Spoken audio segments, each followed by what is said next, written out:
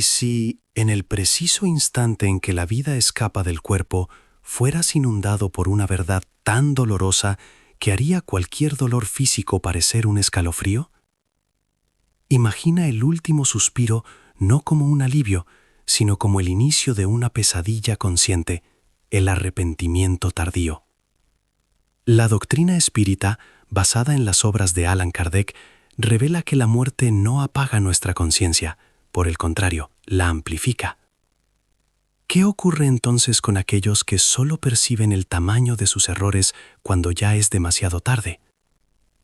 La respuesta no es un simple castigo, sino un proceso tan complejo como la mente humana, y su primer capítulo es un despertar brutal en un mundo moldeado por las propias malas elecciones. Este despertar al otro lado, este choque de realidad post-mortem, tiene un nombre y una dirección dentro de la cosmología espírita. No es el infierno de las llamas eternas que muchos imaginan, es algo más sutil, más psicológico y por lo tanto quizás más aterrador. Los espíritus lo llaman umbral. Y no piense que es un lugar fijo, con placas y fronteras. El umbral, como descrito de forma vívida por André Luis en el libro Nuestro Hogar, psicografiado por Chico Xavier, es mucho más un estado de conciencia que un lugar geográfico.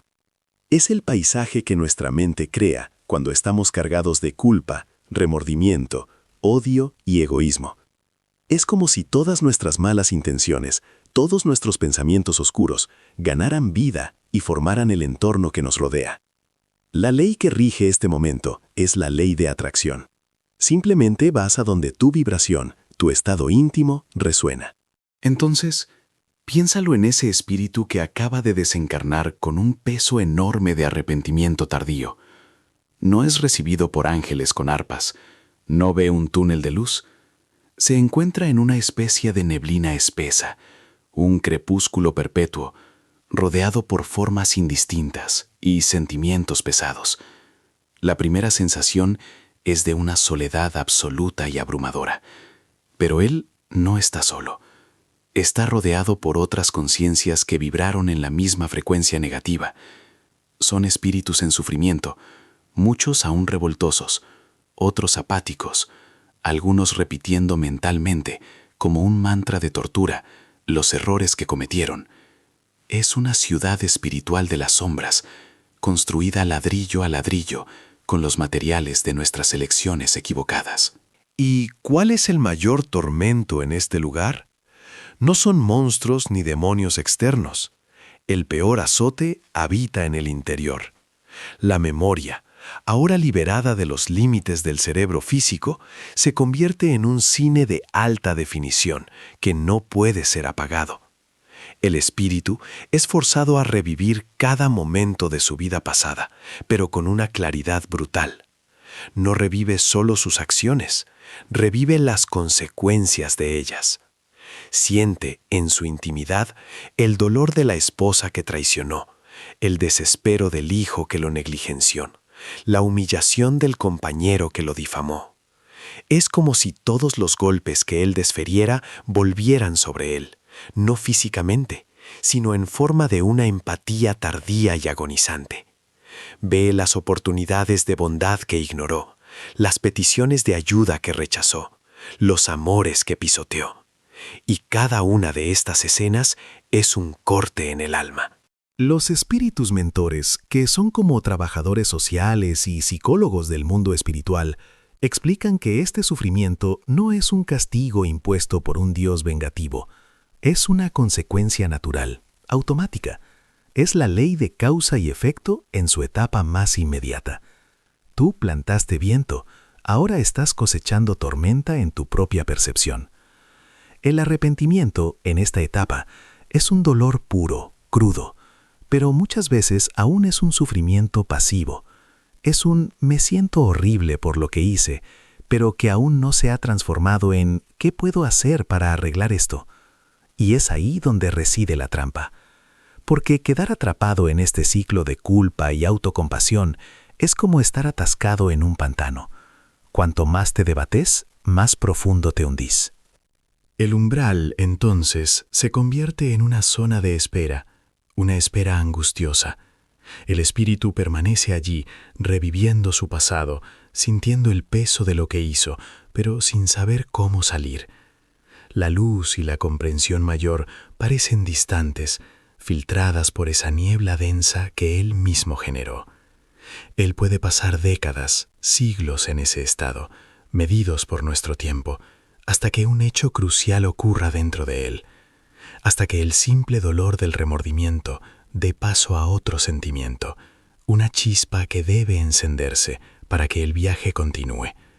Esa chispa es lo que determinará si permanecerá estancado en la sombra de su pasado o si encontrará el camino, por difícil que sea, para comenzar a reparar sus errores. Entonces esa chispa finalmente se enciende. El dolor pasivo del remordimiento, aquel simple sufrir en el umbral, comienza a transformarse.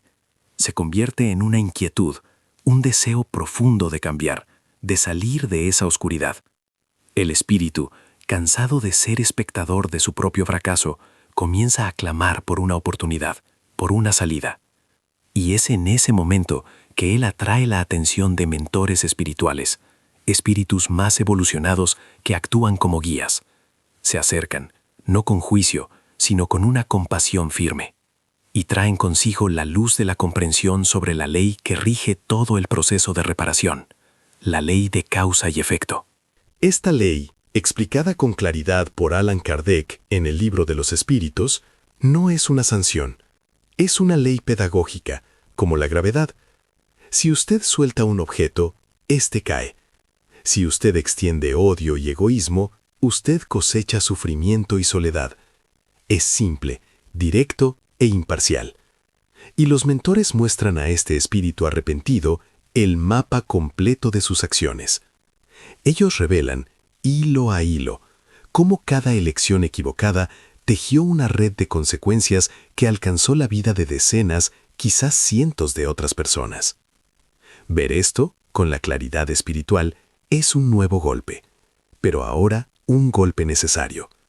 Es el diagnóstico preciso de la enfermedad, por doloroso que sea. ¿Y la medicina? ¿La cura para esta deuda espiritual? Los mentores presentan el camino, y este casi siempre pasa por un portal familiar, pero ahora visto con otros ojos, la reencarnación. Sin embargo, no será una reencarnación cualquiera. No será una vida para buscar placeres o conquistas materiales. Será una misión específica, meticulosamente planeada, llamada prueba reparadora o expiación. La idea es tan justa como desafiante. Para aprender el valor de lo que destruyó, usted necesita experimentar el otro lado. Para entender el dolor que causó, usted necesita sentirlo en propia piel, en circunstancias similares. Imagina el hombre que abandonó a su familia. Él puede renacer en una condición donde sentirá en la carne el dolor del abandono. La mujer que usó la mentira para destruir reputaciones puede volver siendo víctima de calumnias devastadoras. El ser codicioso que explotó a los demás puede renacer en la pobreza extrema para aprender la dignidad en la simplicidad. Son situaciones creadas no por un destino cruel, sino por la lógica implacable del aprendizaje.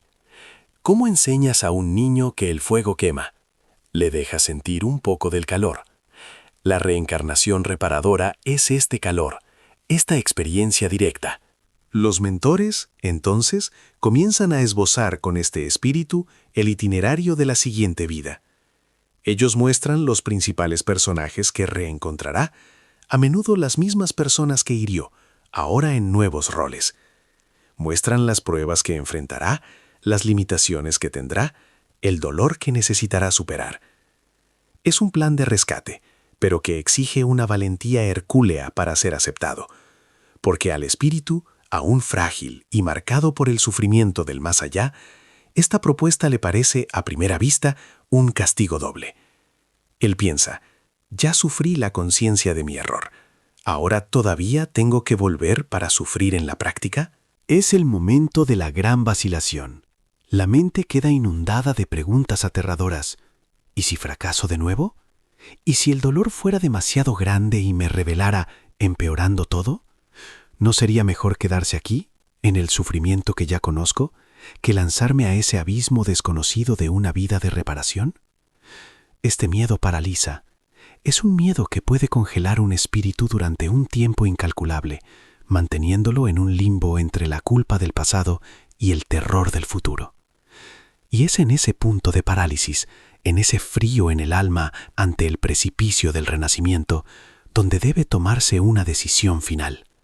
Una decisión que separará a aquellos que permanecerán como espectros de su propio pasado, de aquellos que, temblando de miedo, darán el salto hacia su propia redención. Y es en ese silencio helado, ante el mapa de una vida que parece una sentencia, que ocurre el giro. El espíritu, después de revivir su dolor en el umbral y encarar la lógica fría de la reparación, hace la única pregunta que importa: ¿quién quiero ser de aquí en adelante?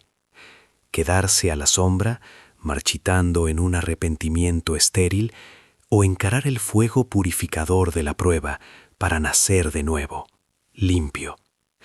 Esa decisión íntima, ese sí susurrado con voz temblorosa pero firme, es el momento más importante de su peregrinación post-mortem. No es un ángel que lo empuja, es su propia chispa divina, cansada de sufrir, clamando por crecimiento. Cuando ese sí brota del más profundo del ser, todo se transforma.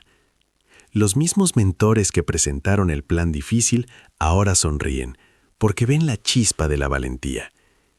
Ellos explican que aquel mapa de sufrimiento no es una maldición, sino un currículo. Cada prueba es una lección práctica para desarrollar la virtud opuesta a su error pasado. La soledad enseña el valor del amor, la pobreza el desapego, la enfermedad la compasión. El viaje de vuelta a la materia comienza, pero ahora con un propósito sagrado. Él no va solo. Recibe la promesa de apoyo espiritual constante, incluso en los momentos más oscuros de la nueva vida, para que no desista. Y así, el espíritu que se arrepiente tarde no encuentra un fin, sino un renacimiento radical. La justicia divina, como enseña Kardec, siempre es misericordiosa. No ofrece un perdón barato que no transforma, sino una oportunidad de oro. La chance de sudar, luchar y llorar para borrar con las propias manos los errores del pasado. La reencarnación reparadora es la prueba máxima de que nunca estamos perdidos. Incluso el arrepentimiento más tardío es la semilla de un nuevo árbol, que, regado con las lágrimas del esfuerzo propio, un día dará los frutos de la paz interior. La historia termina con una lección poderosa. Nuestras peores caídas pueden, con valentía, convertirse en los cimientos de nuestra mayor elevación.